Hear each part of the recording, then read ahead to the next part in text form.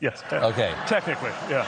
All right. Does it make you mad, or do you get frustrated when people who voted against the bill, like Rick Scott and Representative Tony Gonzalez, don't refuse the money and then actually make a big deal about having gotten the money for their constituents? It is striking that people went to the floor of the House or Senate and said, no, this infrastructure funding should not happen.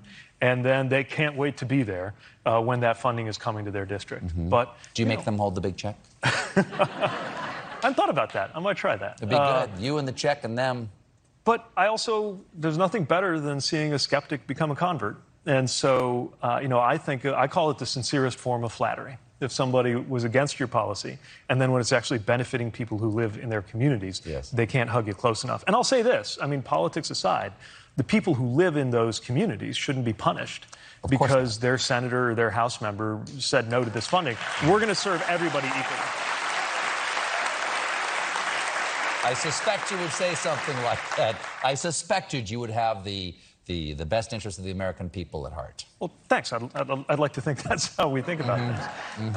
And it comes from the top. Don't get me wrong. It can be frustrating politically when you see that sort of stuff go on. But, look, this is part of a pattern that we've often seen where many congressional Republicans take stances that seem to be more about the problem than about the solution.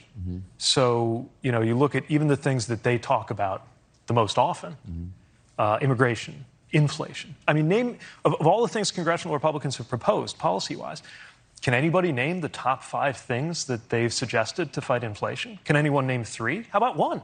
They voted no on the Inflation Reduction Act that was about lowering prices for Americans. And I would have loved nothing more than to have a debate between the Democratic Inflation Reduction Act and the Republican Inflation Reduction Act on the House of the floor and Senate, and argued over which one was better, but there was only one, and it was ours. And luckily, it passed.